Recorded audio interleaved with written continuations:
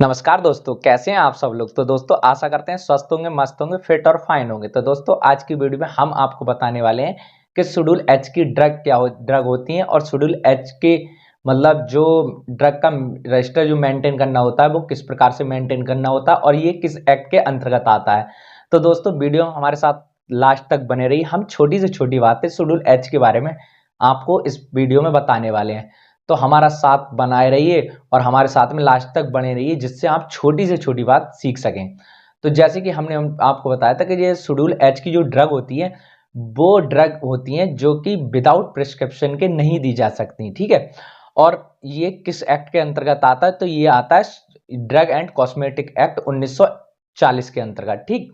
उसके बाद में ड्रग जो शेड्यूल H1 का जो रजिस्टर होता है वो किस प्रकार से मेंटेन करना होता है, इसमें कुछ बातें जो होती हैं वो स्टेप बाय स्टेप करनी होती हैं या फॉलो करनी होती हैं।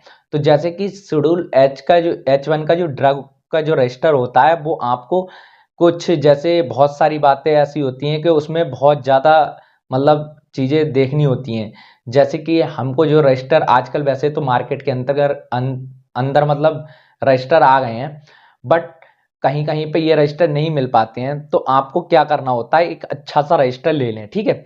और अच्छा सा रजिस्टर लेने के बाद में आपको मतलब उसमें कॉलम बना लें। सबसे पहले कॉलम आपको क्या बनाना है, सबसे पहले आपको कॉलम बनाना है कि सीरियल नंबर का, जैसे पेज में कॉलम बना लें, ठीक। और वो रजिस्टर ऐसा लें, जो भी रजिस्टर लेना है वो लूज पेज वाला नहीं होना चाहिए, ठीक। लूज पेज वाला नहीं होना चाहिए, अच्छा रजिस्टर होना चाहिए। और अच्छा रजिस्टर लोगे तो वो हमें, क्योंकि जो रजिस्टर होता है मैं आगे आपको बताऊंगा ये क्यों बनाना चाहिए अच्छा रजिस्टर।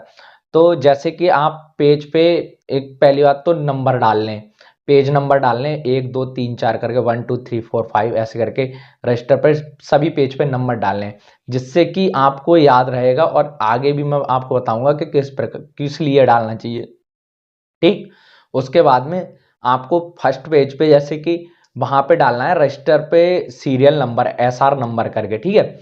उसके बाद में जब कॉलम बनाएंगे आपके तो फर्स्ट कॉलम में आपका होना चाहिए SR नंबर।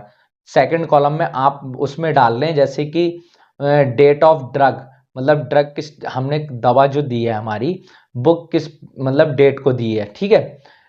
मतलब दूसरा पहला नंबर होना चाहिए सीरियल नंबर, उसके बाद में ड्रग मतलब जो डेट किस डेट को हमने दवा दी है। और तीसरा हमारा होना चाहिए कि हमने कौन सी ड्रग दी है, उसका नाम भी होना चाहिए और उसका मतलब जो ड्रग का जो सॉल्ट होता है वो भी वहीं पे होना चाहिए, ठीक। उसके बाद में आपने उसको डालना है जैसे कि कौन सा मरीज लेके गया, उस मरीज का नाम लिखा हुआ होना चाहिए और उसका पता होना चाहिए, ठीक है। उसके बाद में फिर एक कॉलम और बनाना है और उसमें लिखना है डॉक्टर का नाम और उसके ऑब्लिक का चिन्ह लगा लें। उसके बाद में ऑब्लिक का चिन्ह लगा के वहां पे डॉक्टर का रजिस्ट्रेशन नंबर होना चाहिए, ठीक। रजिस्ट्रेशन नंबर होने के बाद में फिर आपको प्रिस्क्रिप्शन नंबर का एक कॉलम और बनाना है। प्रिस्क्रिप्शन नंबर का जब आप कॉलम बनाएंगे तो उसमें प्रिस्क्रिप्शन पे एक ऊपर नंबर आता है, उसका नंबर डाल देना है उस कॉलम में, ठीक है। उसके बाद में आपको सबसे लास्ट में आपका हो जाएगा फार्मासिस्ट के मतलब फार्मासिस्ट के सिग्नेचर के किस फार्मासिस्ट ने ये दवा निकाल के दी है, ठीक है। ये सभी स्टेप बाय स्टेप मतलब होने चाहिए कॉलम में, मतलब उसमें रजिस्टर में कॉलम, ठीक है। जिससे कि आपको हर चीज का ध्यान रहेगा कि क्या हमारी कोई चीज छूट तो नहीं रही है, ठीक है।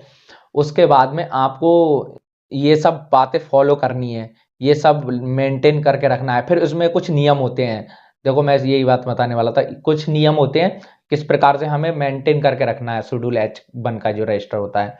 उसमें आपको क्या करना होता है कि जैसे कि आपने रजिस्टर बनाया, अब रजिस्टर बनाने के बाद में आपके पास कोई पेशेंट आया, पेशेंट आने के बाद में आपको ऐसा नहीं करना चाहिए जैसे प्रिस्क्रिप्शन हमने पढ़ा, प्रिस्क्रिप्शन पढ़ने के बाद में आपने मेडिसिन निकाल के दी, आप उस मेडिसिन को और जो भी आप ही जो स्टेप फॉलो किए थे उनमें सभी में आपको तुरंत ही भरना है। वो ऐसा नहीं है कि पेशेंट आपको पास से दवा ले गया और आप 1 दिन बाद या 2 दिन बाद भर लें और किसी चीज पे ऐसे लिख के रख लें, तो वो नहीं करना है। तुरंत अपने रजिस्टर में लिखो और तुरंत आप उसको फॉलो करो, ठीक है। फिर सेकंड होता है कि रजिस्टर अच्छा क्यों बनाना चाहिए। रजिस्टर अच्छा इसलिए बनाना चाहिए क्योंकि जो रजिस्टर होता है वो हमको 3 साल तक मेंटेन करके रखना होता है, क्योंकि जब भी अगर डीआई सर आएंगे आपके पास में, कभी भी आपके मेडिकल पर विजिट करते हैं, तब आपको वो रजिस्टर होना चाहिए आपके पास में, ठीक। क्योंकि अगर 3 साल तक वो हो सकता है, कभी कभी ऐसा होता है कि डीआई सर जो होते हैं वो पिछले 3 साल का रिकॉर्ड मांग सकते हैं आपसे, ठीक है। तो ये सारी चीजें आपको मेंटेन करके रखनी है अगर आपको अच्छे से मेडिकल स्टोर चलाना है तब।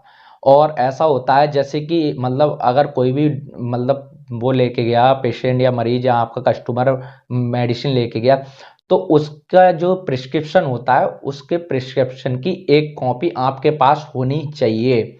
और होनी चाहिए वो आपको लगभग 3 साल तक आपको ये चीजें बिल्कुल संभाल के रखनी है, 3 साल तक के लिए। क्योंकि हो सकता है डीआई सर 3 साल तक का तो आप रिकॉर्ड रखना ही चाहिए, क्योंकि प्रोफेशनल बंदे के लिए ये सारी चीजें मेंटेन करना कोई ज्यादा बड़ी बात नहीं है, ठीक है। फिर आपको एक चीज और करनी है, कोई भी प्रिस्क्रिप्शन अगर आपके मेडिकल स्टोर पे आता है तो ऐसा नहीं हो वो वैलिड डॉक्टर का होना चाहिए। सबसे पहले आप ये कंफर्म करें कि वैलिड डॉक्टर का अगर है या नहीं है। अगर वैलिड डॉक्टर का नहीं है तो आप वो प्रिस्क्रिप्शन ना लें, ठीक है। ये आपको बाकी बातें याद रखनी है। और बाकी अगर मेरी कोई बात छूट गई तो वो आप कमेंट में डाल सकते हैं। और आप मेरे चैनल को सब्सक्राइब करें, शेयर करें दोस्तों में, कमेंट करें मेरे वीडियो पर, लाइक करें। और बाकी मिलते हैं नेक्स्ट वीडियो में, तब तक के लिए धन्यवाद।